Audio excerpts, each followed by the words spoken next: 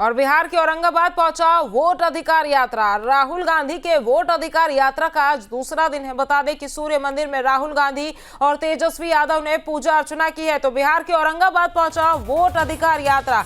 बता दें कि राहुल गांधी और तेजस्वी यादव ने पूजा अर्चना भी इस दौरान की है।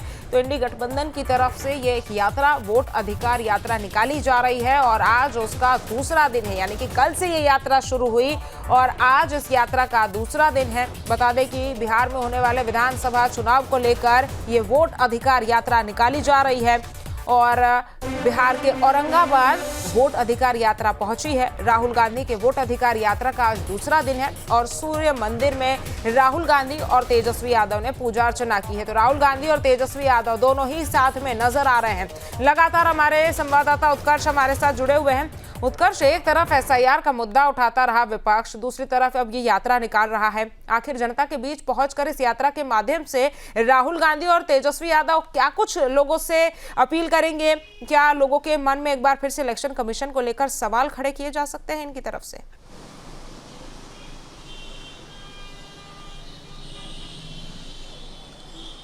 बिल्कुल, देखिए आज दूसरा दिन जो है वोट अधिकार यात्रा का है। राहुल गांधी ने इसकी शुरुआत जो है वो सासाराम से की थी और आज औरंगाबाद पहुंच चुकी है ये यात्रा। देखिए आज जो पूरा दिन है वो औरंगाबाद में ये यात्रा चलेगी और आज देर शाम जो है वो यात्रा गया तक पहुंच जाएगी। लेकिन आज का दिन काफ़ी अहम इसलिए है कि सूर्य मंदिर जो सबसे ज़्यादा बिहार में ही है और सूर्य की जो आराधना है वो बिहार में की जाती है और कहीं ना कहीं यही एक कारण है कि सबसे पहले राहुल गांधी और तेजस्वी यादव जो है वो सूर्य मंदिर पहुंचे। हालांकि इस दौरान जो घटक दल के तमाम बड़े नेता हैं वो भी राहुल गांधी और तेजस्वी यादव के साथ मौजूद रहे। लालू यादव भी खुद जो है वो पुराने तेवर में नजर आए। बीते दिन भी राहुल गांधी जो लालू यादव ने राहुल गांधी के साथ मिलकर जो अपना भाषण दिया वो भी बिहार की जनता ने सुना। देखिए एक बात साफ है कि 2005 के बाद सरकार जो है वो बिहार में एनडीए की रही। 2 बार सत्ता परिवर्तन जरूर हुआ लेकिन उसका जो कार्यकाल रहा वो काफी कम रहा। अब ऐसे में पूर्ण रूप से महागठबंधन की सरकार बनाने की कोशिश जो है वो महागठबंधन के द्वारा की जा रही है। तेजस्वी यादव हो, राहुल गांधी हो, वोट अधिकार यात्रा पर 16 दिन के लिए बिहार आए हुए हैं और इसी तरीके की यात्रा जो है वो अखिलेश यादव के साथ राहुल गांधी ने उत्तर प्रदेश में भी किया था लोकसभा चुनाव के दौरान और साथ ही साथ जो भारत जोड़ो यात्रा है वो राहुल गांधी ने की थी। हालांकि इस यात्रा में 1300 किलोमीटर का जो वो यात्रा है वो राहुल गांधी करने वाले हैं। तेजस्वी यादव साथ में मौजूद रहेंगे। 1 सितंबर को पटना में महारैली का आयोजन किया जाएगा। लेकिन उससे पहले आज दूसरा दिन है और आज भी राहुल गांधी इसी तरीके से नजर आएंगे।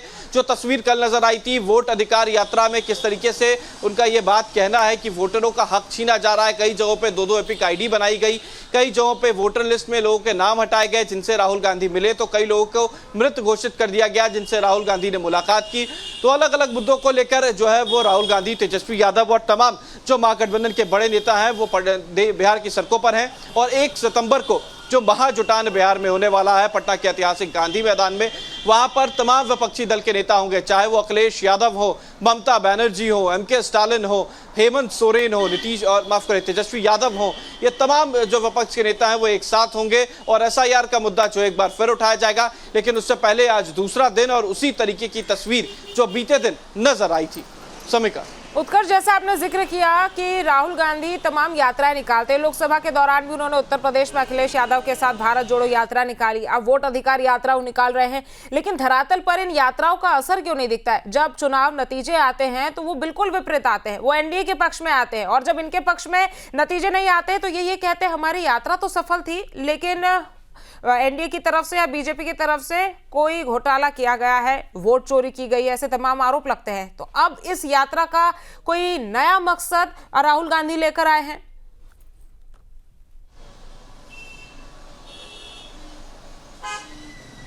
बिल्कुल, देखिए यात्रा के अलग अलग मकसद होते हैं लेकिन फिलहाल जो बिहार में यात्रा है वो वोट अधिकार यात्रा है। हालांकि आपने सही कहा कि जो परिणाम होता है वो यात्रा से विपरीत होता है। अब ऐसे में जब भी इस तरीके के परिणाम आते हैं तो विपक्ष के द्वारा ये कहा जाता है कि ईवीएम में गड़बड़ी है या फिर बीजेपी जो है और इलेक्शन कमीशन यानी कि आयोग जो है वो मिल चुकी है, ए से लेके बी टीम जो है वो बनाने की बात की जाती है। हालांकि देखिए बिहार में इस बार जो यात्रा हो रही है उसके कई जो पहलू हैं वो देखे जा सकते हैं क्योंकि इससे पहले जब 2020 में बिहार के विधानसभा चुनाव हुए थे तो तेजस्वी यादव की पार्टी सबसे अव्वल रही थी और महज 12,000 की वोट के जो अंतराल था उस वजह से सरकार नहीं बन पाई थी।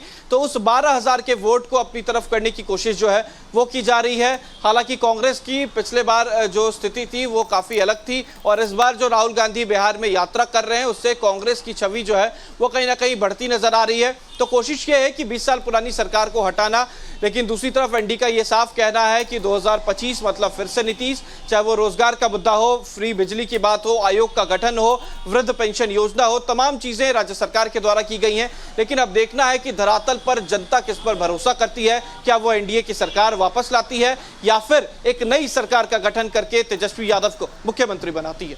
बिल्कुल, उत्तर चुनाव नतीजों के बाद ही स्पष्ट हो जाएगा कि आखिर इनकी यात्रा कितनी सफल हुई।